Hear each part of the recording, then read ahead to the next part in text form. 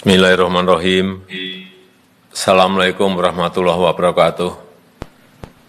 Selamat pagi, salam sejahtera bagi kita semuanya. Yang saya hormati Bapak Wakil Presiden, Bapak Ibu sekalian yang saya hormati.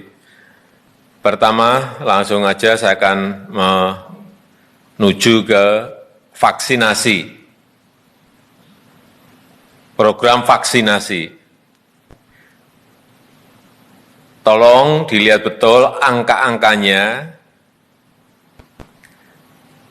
karena yang saya lihat, data yang masuk, baik itu berupa vaksin jadi maupun bulk, itu yang sudah masuk ke negara kita sudah 137 juta. Padahal yang sudah disuntikkan dalam vaksinasi itu kurang lebih 54 juta. Artinya stok yang ada baik mungkin di Bio Farma maupun di Kementerian Kesehatan atau mungkin di provinsi, di kabupaten, di kota, di rumah sakit, di puskesmas terlalu besar. Oleh sebab itu, saya minta Bapak Menteri Kesehatan untuk disampaikan sampai organisasi terbawah tidak ada stok untuk vaksin. Artinya dikirim langsung habiskan, kirim habiskan, kirim habiskan. Karena kita ingin mengejar vaksinasi ini secepat-cepatnya. Dan terbukti 2 atau 3 hari yang lalu, kita sehari bisa menyuntikkan 2,3 juta. Saya yakin 5 juta itu bisa. Sekali lagi, tidak usah ada stok. Stoknya itu yang adanya di Bio Farma. Yang lain-lain cepat habisin.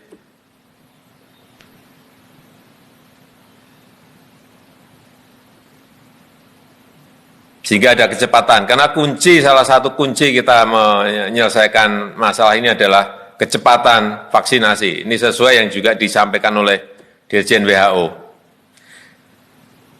Mengenai vaksinasi juga, seperti yang saya lihat kemarin, yang dilakukan oleh BIN, vaksinasi door to door itu, ini saya kira diteruskan.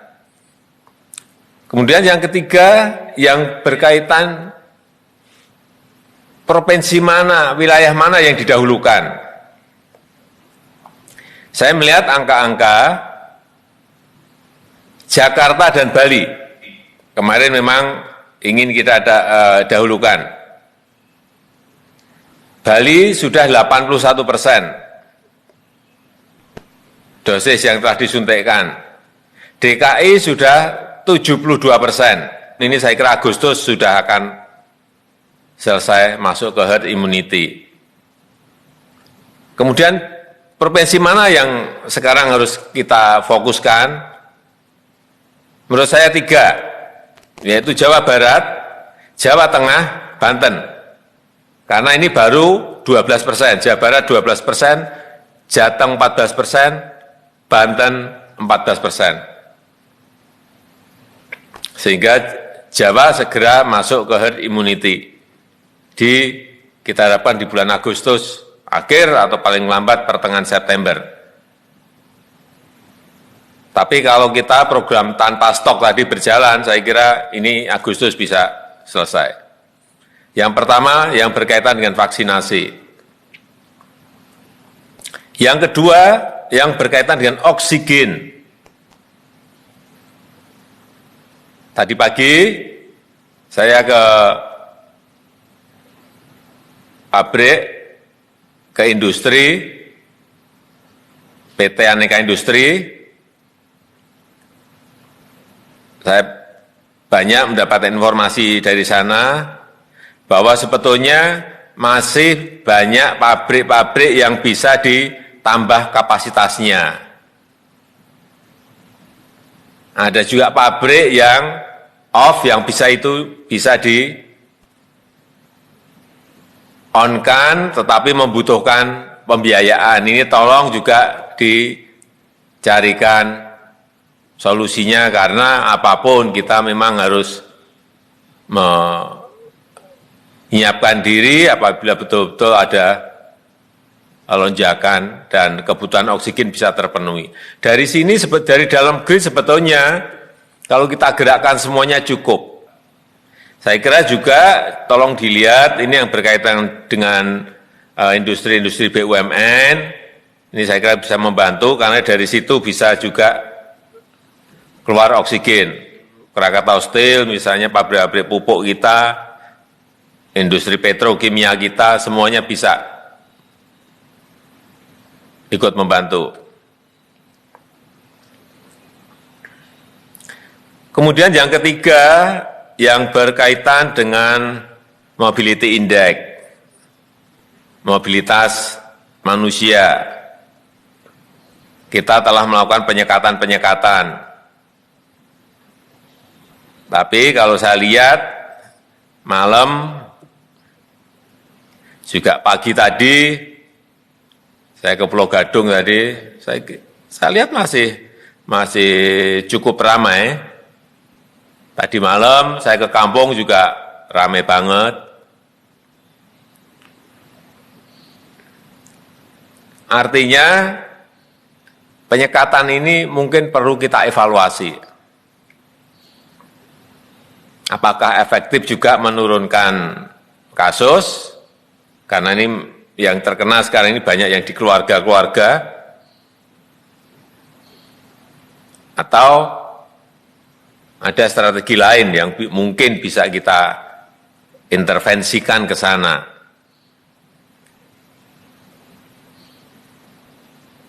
Sekali lagi, tolong ada kajian yang lebih detail mengenai penyekatan ini. Karena menurut saya, kuncinya itu sekarang memang justru ada, karena klasternya sudah masuk ke keluarga, kuncinya itu justru adalah urusan memakai masker. Kedisiplinan protokol kesehatan, memakai masker terutama.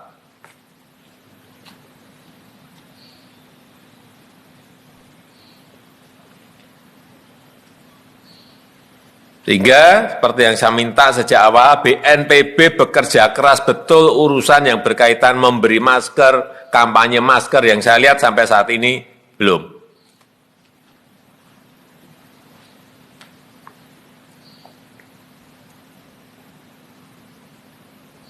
Kemudian hati-hati dalam menurunkan mobility index mengenai penyekatan dan penanganan terhadap masyarakat, terhadap pedagang, PKL, toko. Saya minta kepada Polri dan juga nanti Mendagri kepada daerah agar jangan keras dan kasar, tegas dan santun. Sambil sosialisasi memberikan ajakan-ajakan sambil bagi beras. Itu mungkin bisa sampai malahan pesannya. Saya kira peristiwa-peristiwa yang ada di Sulawesi Selatan, misalnya Satpol PP dipukuli, memukul pemilik warung, apalagi ibu-ibu, ini untuk rakyat menjadi memanaskan suasana.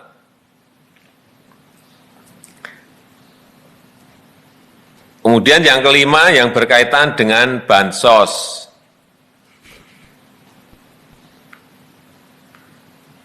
Saya minta jangan sampai terlambat. Baik itu PKH, baik itu BLT desa, baik itu bantuan sosial tunai, BST, jangan ada yang terlambat. Dan yang paling penting lagi adalah bantuan beras, bantuan sembako. Minggu ini harus keluar. Percepat, betul-betul ini percepat. Saya minta Kabulok dan utamanya Mensos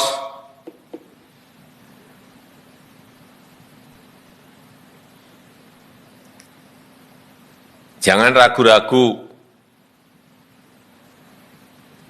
Karena prinsipnya adalah yang paling penting kita ini nggak nyuri, nggak ngambil. Prosedurnya tolong dampingi BPKP, termasuk dalam hal ini pemberian obatan gratis, obat, suplemen, vitamin gratis pada rakyat. Ini sangat diapresiasi, tetapi jumlahnya sangat-sangat kurang.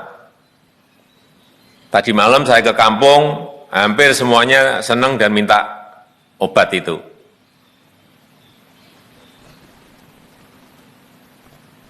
Ini tolong, karena kemarin rencananya tahapan pertama 300, tahapan kedua 300, berarti hanya 600.000. Saya minta Bu Menteri Keuangan ini disiapkan paling tidak di atas 2 juta paket. Kan nggak mahal.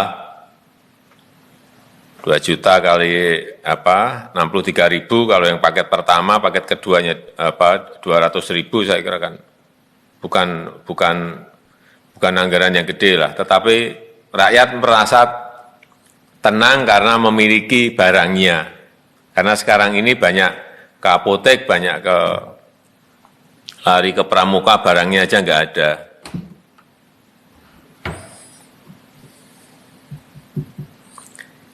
Yang keenam, yang berkaitan dengan komunikasi. Publik itu yang menimbulkan optimisme, yang menimbulkan ketenangan. Karena terus terang aja masyarakat ini khawatir mengenai COVID yang naik terus, kemudian kematian tinggi, kemudian juga yang berkaitan dengan urusan makan, urusan perut, ini hati-hati. Jangan sampai di antara kita ini tidak sensitif terhadap hal-hal seperti ini.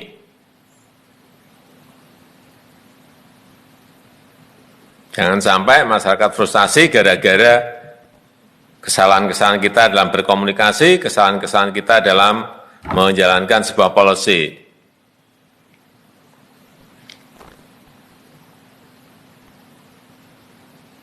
Yang ketujuh, yang berkaitan dengan Idul Adha, saya betul-betul minta agar dikomunikasikan dengan baik.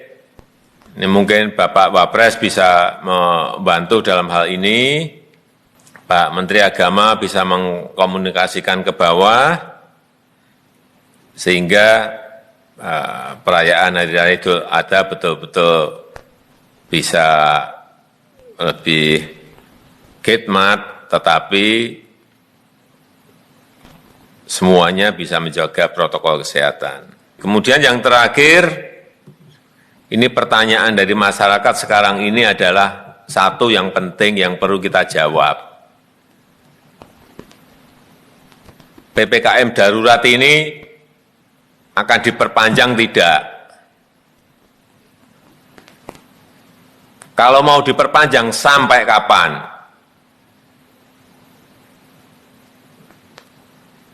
Ini betul-betul hal yang sangat sensitif, harus diputuskan dengan sebuah pemikiran yang jernih, jangan sampai keliru. Saya rasa itu mungkin yang bisa saya sampaikan. Terima kasih.